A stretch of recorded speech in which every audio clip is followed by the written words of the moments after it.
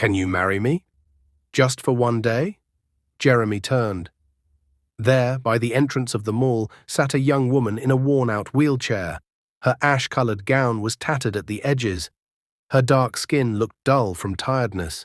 Her hair was scattered around her face like it had not seen a comb in days. But it was her eyes that trapped him, big, wet, and shining with a mix of fear and courage. She swallowed hard and continued, her voice shaking but loud enough to reach him. I just want to know how it feels to be married, to be loved and cherished by a man, to feel like a normal human being.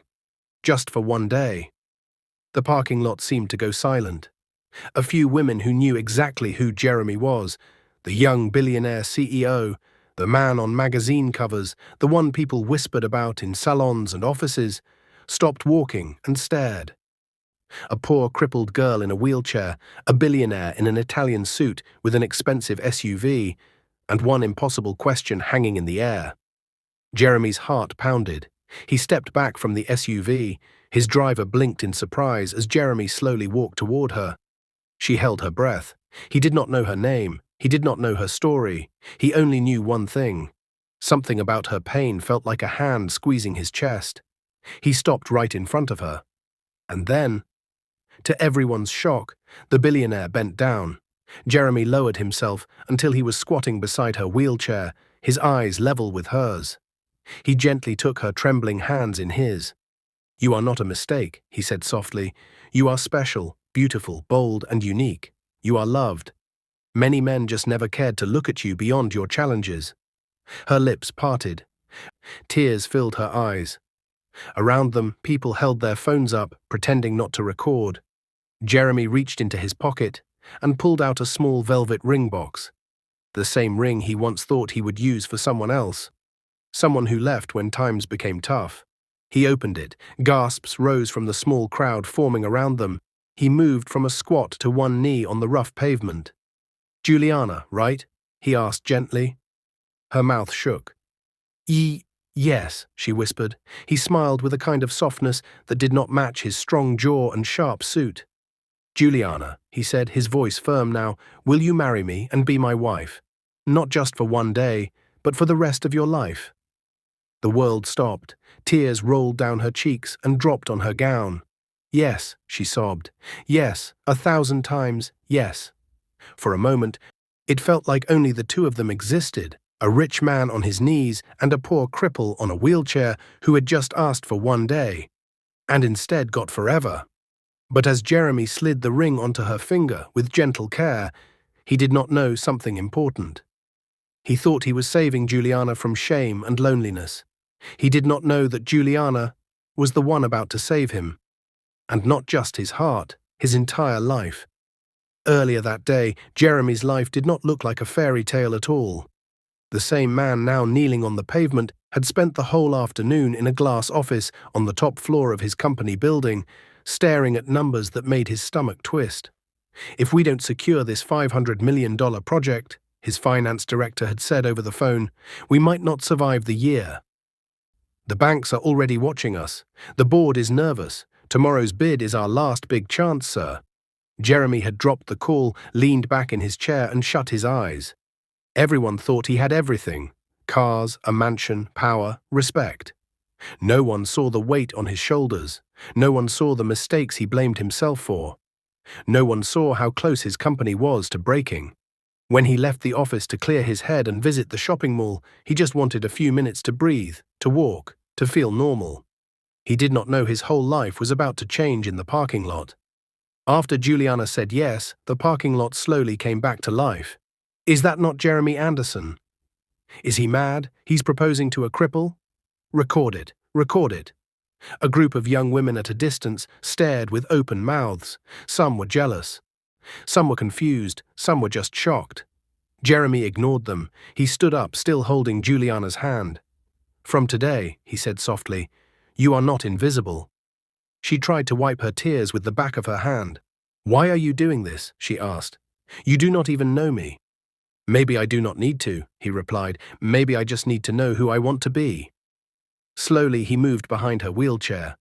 Come with me, he said. He began to push her gently across the interlocking tiles. The air smelled like perfume and roasted corn from a nearby road stand. Cars drove past as the evening sun dipped lower. "Where are we going?" she asked, her voice small.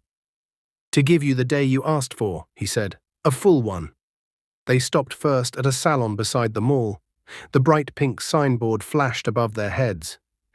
Hairdryers hummed from inside. Two stylists looked up as the door opened and saw them. Their eyes widened when they recognized Jeremy. "Good evening, sir," one of them said quickly, almost dropping her comb. Jeremy smiled politely. "This is my fiancée, Juliana," he said calmly, as if it was the most normal thing in the world. "Please, treat her like a queen." Juliana pressed a hand to her chest, still not believing any of this was real. They washed her hair with warm water and sweet-smelling shampoo. They carefully combed it, untangling the knots, and packed it into a neat bun that framed her face. Then came light makeup, a little powder, a soft touch on her brows, a calm color on her lips. Juliana watched herself in the mirror and almost did not recognize the woman looking back. After that, Jeremy wheeled her next door, into a boutique with shiny glass and bright white lights. Dresses in all colors hung in neat rows, shoes lined up like soldiers. "Pick something," he said. She shook her head, overwhelmed. I cannot. They are too expensive. I am not." "You are my fiancée," he said gently. "That is all the reason we need." The salesgirls, who had been whispering at the corner, now moved with new respect. They brought out gowns, fabrics that shimmered under the light, soft fabrics that felt like clouds.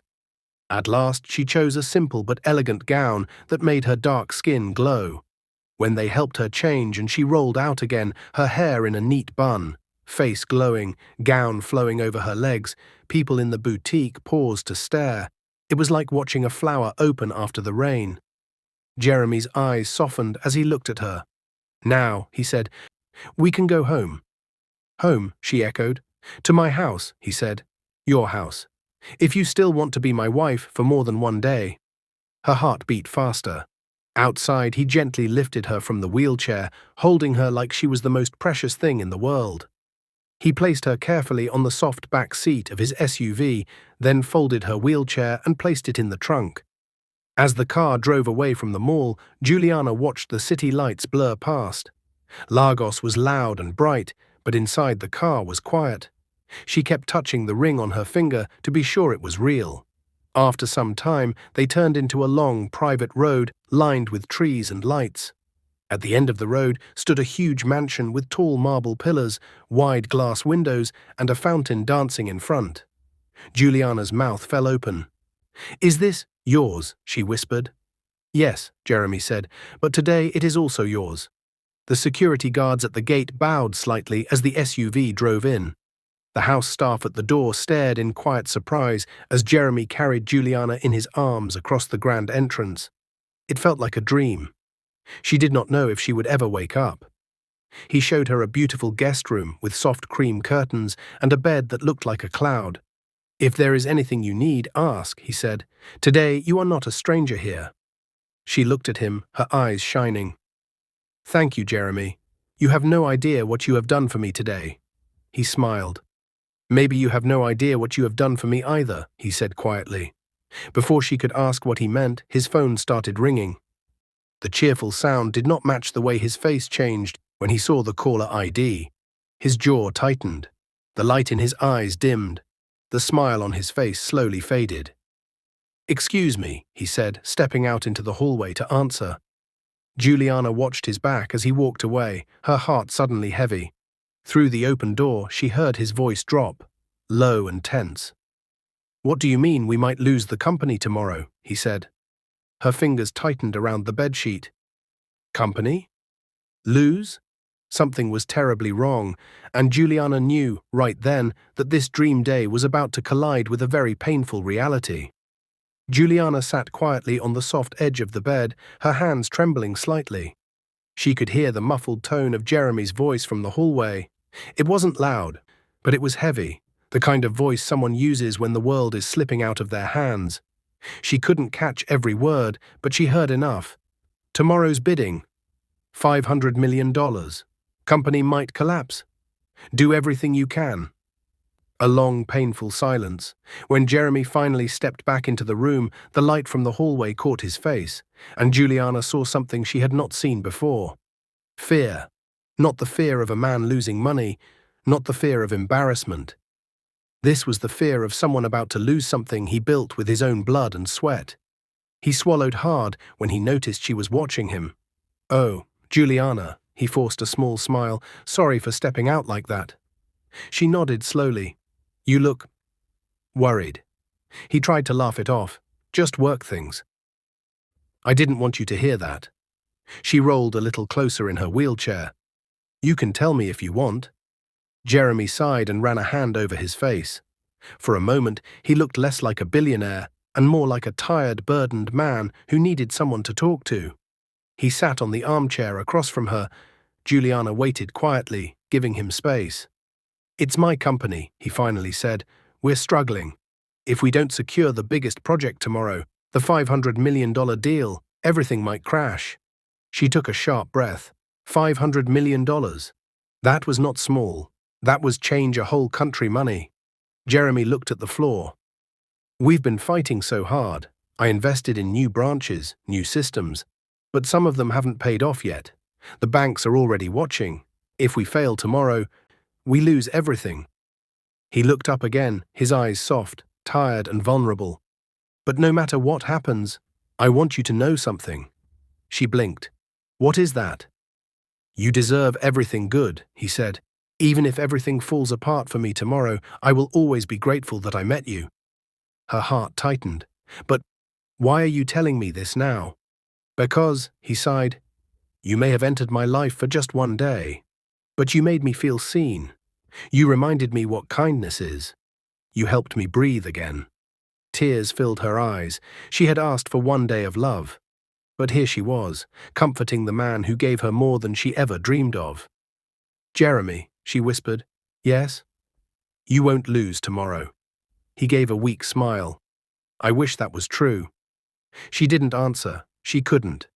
Because she knew something he didn't. Something she had kept secret her entire life. Juliana Jones was not poor. Juliana Jones was not ordinary. Juliana Jones was the only daughter of Adam Jones, one of the richest men in Africa. A man powerful enough to buy 3 companies the size of Jeremy's in one afternoon. But Juliana had never used her father's wealth as her identity. Since childhood, her father raised her to be humble, respectful, and to understand the world beyond riches. She chose to dress simply. She chose to live quietly. She chose to stay invisible. Not because she was weak, but because she wanted to find someone who could love her without seeing money. And today, she found him. A billionaire willing to kneel down in public and call her beautiful. A man who wiped her tears and treated her like royalty. A man who accepted her disability but still saw strength in her. He passed the test she created for the world, but now he needed help. Real help, and she was the only one who could give it. That night, when Jeremy walked her to the guest room and wished her good night, Juliana waited until she heard his footsteps fade. Then she locked the door quietly. Her hands shook as she reached for her small phone, an old one she used whenever she wanted to move around unnoticed. She dialed a number she had memorized since childhood. It rang only twice. A deep male voice answered immediately. "My daughter," he said. The moment she heard the warmth in his tone, her tears fell. "Daddy." "Juliana," he said gently. "Why are you crying? Are you hurt? Tell me." "No. Daddy, I'm fine," she sniffed. I just need your help." "I'm listening." She took a breath. "You know the method we talked about? The only way I could find a man who loves me for me?" "Yes," he said softly. "Did it work?" Juliana closed her eyes tightly. "Daddy." "I found him." There was silence for a moment, the surprised kind. "Are you sure?" he asked. "Yes," she whispered. "He didn't care about my wheelchair. He didn't ask who my father was. He didn't even know my name until I told him. He saw me, just me." Her father breathed out slowly.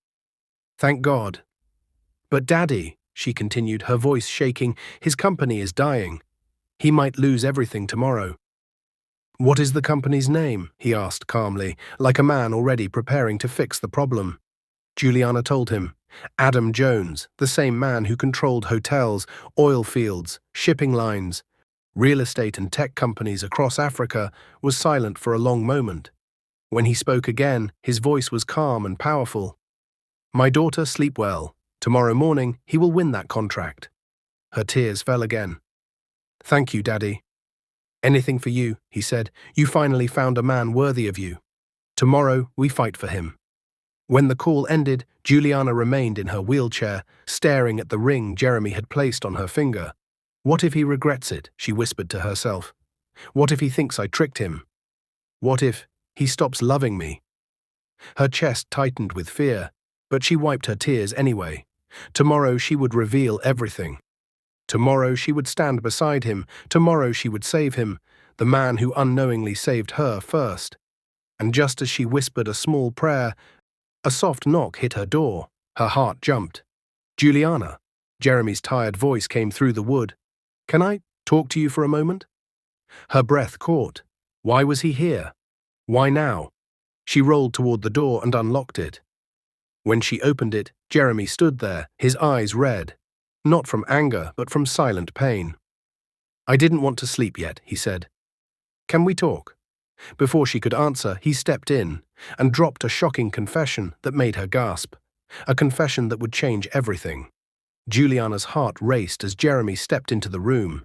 His shoulders looked heavier than before, and when he closed the door quietly behind him, it felt like the air in the room grew still. He didn't sit. He didn't smile. He just stood there like a man fighting something inside him. Juliana, he said softly, there's something I've never told anyone. Not my staff, not the board, not even my best friend. Her hands tightened on the rims of her wheelchair. What is it? He swallowed slowly, then walked to the window.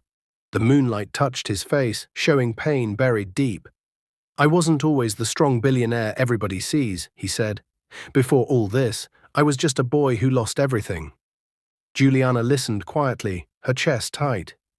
When I was 14, Jeremy continued, my father's business collapsed. He lost the house, the cars, everything.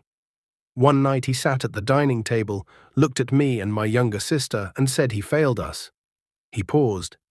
Juliana could see his hands shaking slightly. The next morning, he didn't wake up. Heart attack. His voice cracked. I watched my mum struggle to raise us alone. I watched her sell food by the roadside just to pay for my school fees. And when she got sick, she told me, Jeremy, don't die poor, fight for everything you want.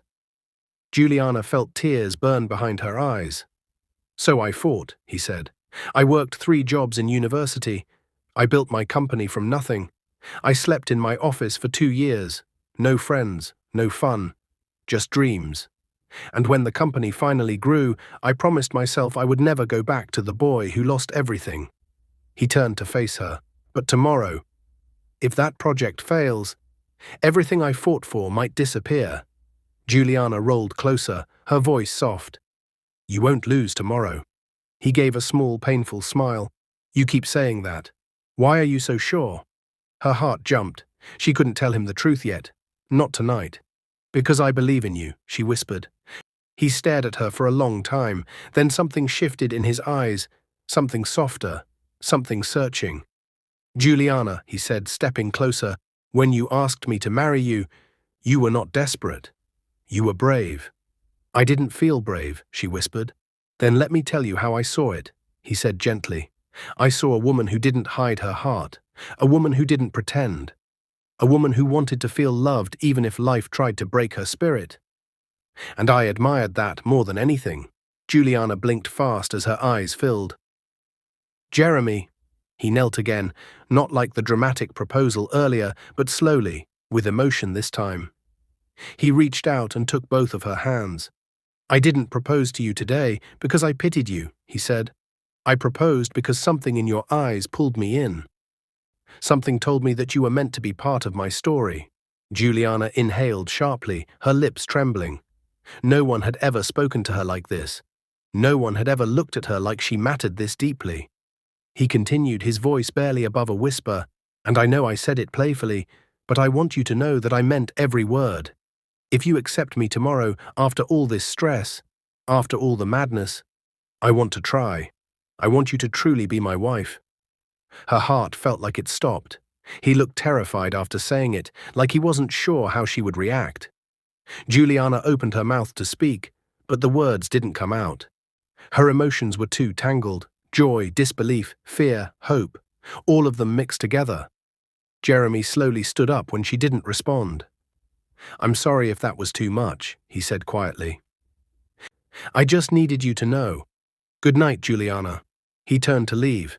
"Jeremy, wait." He stopped instantly. Her voice shook as she spoke. I want to tell you something too. I want to tell you everything. But please let me tell you tomorrow morning, before the bidding." He frowned slightly. "Why tomorrow?" "Because," she whispered, "some things are easier to say when the sun is out." He studied her face for a moment, then nodded slowly. "Okay, tomorrow." He hesitated by the door. "Juliana?" "Yes?" "Whatever your secret is, it won't change how I see you." When he left, Juliana's tears finally spilled over. How could she tell him that she was not poor? How could she tell him that she had a father richer than presidents? How could she tell him that the contract he was fighting for was already secured because of her? Would he believe she didn't plan everything? Would he think she tricked him? Would he see her differently? Would he feel used? She pressed her hands over her face and cried silently. She never planned for her feelings to grow this fast, but love, real love, does not ask for permission before it enters the heart. Early the next morning, the sound of gentle knocking woke her. "Juliana, are you awake?" Jeremy's voice came through the door. She sat up quickly, wiped her eyes, and fixed her hair. "I'm coming," she said softly. When she opened the door, Jeremy stood there in a dark blue suit, looking like the powerful CEO he was known to be. But there was softness in his eyes just for her. "You look beautiful," he said with a small smile. "I haven't even gotten ready yet," she said shyly. "You don't need to try to look beautiful," he replied. "You already are." Her cheeks warmed. Then she remembered today was the day she would reveal everything, the day her father's influence would collide with Jeremy's world, the day her truth would either break them apart or bind them forever. After breakfast, Jeremy carried her gently into the SUV, placed her wheelchair in the trunk, and sat beside her on the back seat as the car began moving toward the bidding venue. Outside, Lagos morning traffic buzzed and honked, but inside the SUV, silence filled the air. Juliana's fingers shook. "Jeremy," she whispered. "Yes?" He turned to her. "There's something I need to tell you." She took a deep breath. "My full name is not just Juliana." He frowned slightly. "My name is Juliana Jones," she said slowly. "The only child of Adam Jones." Jeremy blinked once, then again. The color drained from his face. "Adam Jones," he whispered. "The Adam Jones, the billionaire, the man who—" "Yes," she said softly. He stared at her like he was staring at a ghost. "And last night, I told him about your company," she continued. "He secured the contract for you." Jeremy's breath caught. He covered his mouth with one hand. His eyes filled instantly with tears. He looked at her with shock, with disbelief, with something deeper. "Juliana," he whispered in a trembling voice, Who are you?" Before she could answer, the SUV stopped suddenly. Their driver turned around with panic in his eyes. "Sir, we have a big problem." Something outside the car had gone very, very wrong. The SUV stopped so suddenly that Juliana jerked forward and Jeremy threw his arm across her to protect her. The driver's eyes were wide, fear shaking his voice. "Sir, something is blocking the road." Jeremy leaned forward. "Blocking the road? What do you mean?" The driver pointed through the windshield. A large delivery truck had skidded sideways, blocking all 3 lanes. Cars behind them were already honking in frustration. Traffic wardens ran around helplessly. The morning air buzzed with confusion. But that wasn't the real problem. Juliana saw it first. One of the truck's tires was smoking, almost burning. The vehicle shook like it might explode. Her breath caught. "Jeremy, we need to move." Before the driver could reverse, a loud scraping sound burst from under the truck. "Get back," someone shouted from the crowd. The truck started to tilt, dangerously. If it fell, it would crush the cars in front, including theirs. Jeremy didn't think twice. "Driver, reverse now." "I can't, sir. The car behind us is too close." Honking, screaming, the smell of burning rubber. Everything happened too fast. Jeremy grabbed Juliana's wheelchair from the back seat and opened the car door. "Jeremy, what are you doing?" she cried. "I'm getting you out of danger." He lifted her gently but firmly into the wheelchair, ignoring the heat, the smoke, the shouting around them. Cars zoomed past, people yelled warnings. "Sir, please leave the area," a traffic officer shouted. But Jeremy didn't stop. He pushed Juliana across the road to safety. Just as they reached the pavement, there was a loud sound. The truck's tire exploded. A wave of smoke and dust swept across the street. People screamed and ducked. Jeremy shielded Juliana with his body, covering her head as debris scattered around them. Her heart raced like a drum. When the smoke settled, Jeremy checked her quickly. "Are you okay? Are you hurt?" I'm fine," she whispered. "What about you?" He gave a shaky breath. "I'm fine too." She stared at him, this same man who had knelt for her, dressed her, lifted her, believed in her, now risking his life without thinking. She finally understood something fully. Jeremy's heart was pure, cleaner than gold, stronger than any billionaire she had ever known. The security officers came rushing in. "Sir, we're so sorry. Are you all right? Please let us escort you. We can clear a path for your vehicle." Jeremy nodded. "We need to get to the State Towers immediately. The bidding starts soon." Juliana's hands rested on his as he pushed her back toward the SUV, this time escorted by officers who moved cars out of the way. When they got in, she looked at him closely. "Jeremy." "Yes?" "What you did? You could have died." He smiled faintly. "And leave my wife? Impossible." Her chest tightened with emotion, not because of the words, "my wife," but because he meant them. The officers cleared a path, and soon they were speeding toward the State Towers, a huge building where the biggest business deals in Nigeria were fought and won. But inside the SUV, the world was quiet. Juliana kept twisting her fingers nervously. She still didn't know how Jeremy truly felt about her revelation. He stared out the window for a long time, silent, deep in thought. Finally he spoke. "So, your father, he already secured the contract?" "Yes," she whispered, "and you didn't tell me, because you wanted to see if I would still care for you, even if you were not rich." She nodded painfully. "I didn't mean to hide it forever. I wanted someone to love me first. Just me. Not my father's name." Jeremy turned slowly to face her. "And you think I loved you because of how you looked? Or because I thought you were rich?" She blinked. "No, but—" "Juliana," he said softly but firmly, "I proposed before I even knew who you were. I saw your heart, and that's the part I fell for." Tears rolled down her cheeks again. He wiped them gently with his thumb. "Don't cry, not today. Today we fight together." She nodded slowly. "But Jeremy," she said, "there's something else." He raised a brow. "What is it?" Before she could answer, the driver called out, "Sir, we're almost there." Traffic guards had already secured the entrance for their vehicle. Photographers and reporters waited outside the building with flashing cameras. The moment the SUV stopped, microphones were raised. "Mr. Anderson, how confident are you about the project today? Is it true your company is sinking? Who is the woman with you? Are you two engaged?" Jeremy squeezed Juliana's hand. "Are you ready?" She nodded nervously. "Yes." He leaned closer and whispered, "Whatever happens inside, don't be afraid. I'm by your side." When the door opened, Jeremy stepped out first, tall, calm, powerful. Then he turned and lifted Juliana from the car like she was lighter than a feather, placing her gently into her wheelchair. Cameras flashed wildly.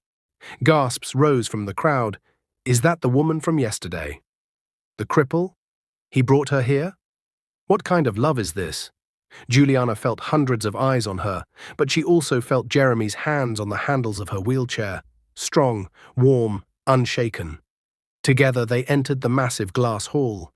Inside everything sparkled, Marble floors, gold accents, a giant chandelier.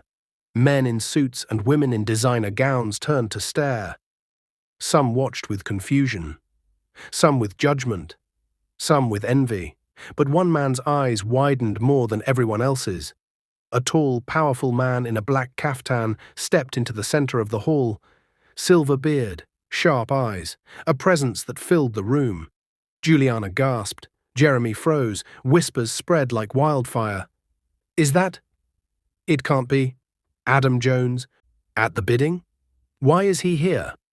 Adam Jones walked straight toward them. People stepped aside. Security guards straightened. Business giants murmured. Jeremy's breath shook. Juliana looked terrified and relieved at the same time. Then Adam Jones stopped right in front of them. He looked at Jeremy, then at his daughter, then back at Jeremy. The room fell silent, not even a cough. Finally, Adam spoke. Jeremy Anderson, your life is about to change. Jeremy's eyes widened. Juliana held her breath. The whole hall waited, and then Adam said something that shook the entire building. The whole hall froze.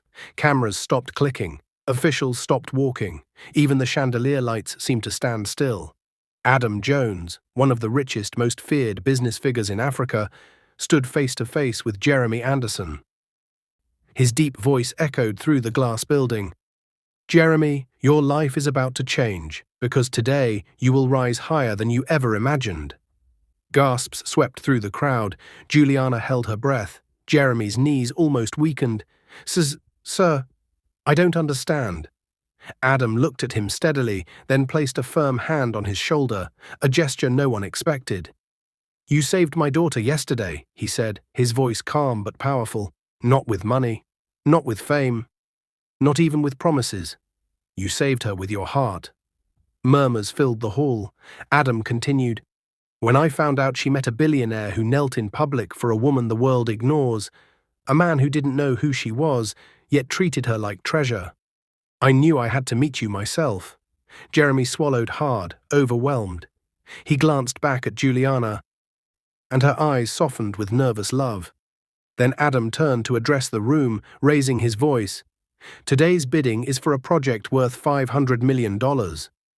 But before we begin, I want this room to know one thing. Integrity still matters. Everyone shifted uneasily. The directors, the competitors, the reporters. Everyone.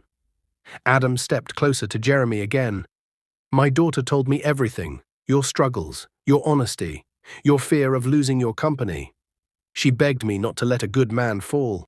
Jeremy's chest tightened. Shame and gratitude mixed inside him. I didn't ask her to, Jeremy whispered. I never wanted. I know, Adam said gently. That is why I'm here. He faced the bidding panel again. I personally reviewed every company participating today, and only one stood out, not by power, not by wealth, but by sincerity. Dead silence. Every eye turned toward Jeremy. Adam nodded once. The project goes to Anderson Global. The room exploded. What? Impossible. Why him? He's too small. Did he bribe Mr. Jones? No, it's because of that Cripple girl. I told you there was something strange. Juliana flinched at the cruel whisper, and Jeremy clenched his fist slightly, but Adam raised his hand and the room fell silent again. He looked at the man who had just received a miracle. Jeremy, he said softly, this deal alone will save your company and launch you into a level you've never reached before. Jeremy's eyes filled suddenly with tears. Sir, I don't know what to say. You don't have to say anything, Adam replied. Just take care of my daughter. That is all I ask. Juliana covered her mouth as tears rolled down her cheeks. Jeremy inhaled deeply, walked to her, and knelt beside her wheelchair, right in the middle of the hall, in front of business moguls, officials, cameras, and his future father-in-law. Juliana, he whispered, taking her hands, I didn't fall in love with a billionaire's daughter. I fell in love with you. She sobbed softly. And I fell in love with the man who saw me when the world walked past. He pulled her gently into his arms, and the hall erupted with flashes of cameras. Some clapped, some cried, some stood in shock. Adam's face softened as he watched them. For the first time in years, his daughter looked whole. After signing the final documents, Jeremy stepped out into the hallway with Juliana. His staff rushed toward him, hugging him, congratulating him, some wiping tears. One of them whispered, "Sir, we thought it was over. We thought the company was gone." Jeremy smiled with new strength. "It's not over, it's a new beginning." But as they started toward the exit, a group of reporters swarmed them. "Mr. Anderson, is it true your engagement was a setup? Did you marry her for the deal? Is she really crippled? Is she the reason you won? Will she inherit your company?" Juliana shrank in her wheelchair, overwhelmed. Jeremy stepped in front of her like a shield. "Enough," he said firmly. "Yes, Juliana is the daughter of Adam Jones. But I did not know that when I proposed. I proposed because she touched my heart. The contract was a blessing. But she is the real gift." Juliana looked up at him, stunned. Jeremy turned slightly and held her hand. "And for the record," he added, "if I had to choose between the deal and her, I would choose her every time." The reporters went silent. Then slowly one of them lowered her camera. Another wiped her eyes, and the noise around them softened into respect instead of chaos. Juliana whispered, "Thank you." "Always," Jeremy said. By evening the mansion glowed with soft lights. Staff moved around with quiet joy. Everyone had heard the news. Juliana sat by the fountain in the front yard, watching the water dance. She looked peaceful now, no longer afraid. Jeremy walked out slowly and sat beside her. She whispered, "You almost lost everything, because of me." He shook his head. "No, Juliana, I gained everything because of you." She looked down at her hands. "But what if people say you married me because of my father?" Jeremy turned her wheelchair gently to face him. "Let them talk," he said softly. "People talk when a story is bigger than their minds." She smiled weakly. He continued, "If I wanted money, I could marry anyone in Lagos, but only one woman made me kneel. Only one woman made me feel alive. Only one woman made me believe in love again." Her voice trembled. "Jeremy." He bent his forehead gently against hers. "You saved me," he whispered, "before your father did, before the contract did. You saved me the moment you spoke to me outside that mall." Juliana's tears fell silently, and Jeremy wiped them with the back of his hand. "Juliana, will you still be my wife? Truly, not for a day, not for a moment, but for the life we are about to build together." She gave a small laugh through her tears. "I said yes 1,000 times, remember?" He smiled. "One more time won't hurt." She breathed soft and warm. "Yes, Jeremy. Yes, forever." He kissed her forehead gently, the first soft promise of a future neither of them had expected. Above them, the fountain sparkled under the nightlight, but deep inside the mansion, something else waited, something neither of them saw coming. A shadow stood at the balcony, someone watching, someone who didn't clap, someone who didn't smile, someone who was not happy that Juliana, the billionaire's hidden daughter, had chosen Jeremy. And this person had their own plan, one that could tear everything apart. Juliana and Jeremy remained by the fountain, wrapped in a gentle silence filled with hope. The night air was cool, and the soft glow of the mansion lights made everything feel calm and peaceful. But above them, hidden behind the golden curtains of the upstairs balcony, someone watched. Someone who had been silent the entire day. Someone who had waited for this moment. Diana, Juliana's childhood nurse, a woman who had cared for her since she was 3. A woman who loved Juliana deeply but loved her father's wealth even more. A woman who never believed any man deserved Juliana. And now, watching Jeremy hold her with such affection, Diana's heart burned. "This cannot happen," she whispered to herself. "Juliana cannot marry a man from outside our world." Her fingers curled around the balcony rail as she stepped back into the shadows, her mind racing. If Jeremy married Juliana, he would inherit everything. Access to the Jones empire, shares, investments, even private family assets. "No," she whispered, "not him." She rushed downstairs. Jeremy was still wiping Juliana's cheeks when the large wooden doors swung open. Diana marched toward them, her expression tight and burning. Juliana's eyes widened. "Diana, what are you doing here?" Jeremy stood immediately, protective and alert. Diana pointed at him. "You think you can marry her? You think you deserve her? Do you know how many men tried to use her just for her father's power? You will not be one of them."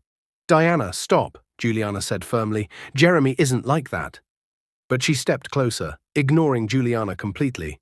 "I will not let you trick her," Diana shouted, her voice rising. "She is too trusting, too kind, too innocent." "And you?" Jeremy raised a hand calmly. "Mom, I understand you're worried." "No, you do not understand," Diana cried. "I have protected her for years. I've seen how people treat her. I know the pain she hides, and I know the truth. Love breaks her faster than anything else." Juliana's eyes softened. "Diana, I'm not broken." But Diana shook her head, tearing up. "You don't see yourself," she whispered. "You don't see how amazing you are, how precious you are. I just don't want you to get hurt again." Juliana's voice was warm as she held out her hand. "Come here." Diana hesitated. Juliana continued softly, "All my life, you protected me. You kept me safe. You stood by me when I cried. But Diana, I'm not alone anymore. And love doesn't break me. It heals me." Jeremy knelt down beside Juliana's wheelchair, showing Diana he meant no harm. "I didn't fall in love with a billionaire's daughter," he said. "I fell in love with a brave woman who smiled through pain and still believed in kindness." Diana's tears fell. "I love her too much to lose her," she whispered. "You're not losing me," Juliana said. "You're gaining someone who will love me with you." Diana covered her face, crying softly. After a moment, she lowered her hands and looked at Jeremy. "If you ever hurt her," she warned quietly, "I will make you regret it." Jeremy nodded once. "I understand." Then Juliana held out her hand again, and this time, Diana took it. "Thank you," Juliana whispered, "for caring enough to fight." Diana nodded slowly and stepped back, her anger melting into acceptance. "You really love him," she whispered. Juliana smiled. "With everything I am." "And you love her?" Diana asked Jeremy. He looked at Juliana like she was the only person in the world. "Yes," he said, 1,000 times yes." The next day, the wedding was small, warm and breathtaking. Juliana wore a simple white gown that flowed beautifully over her legs. Her hair was styled in a neat bun, her favorite. Jeremy wore a charcoal suit, standing tall and proud. Adam Jones walked his daughter down the aisle with tears in his eyes. Diana stood beside her like a guardian. When Jeremy placed the ring on Juliana's finger, the same one from the mall, she cried softly.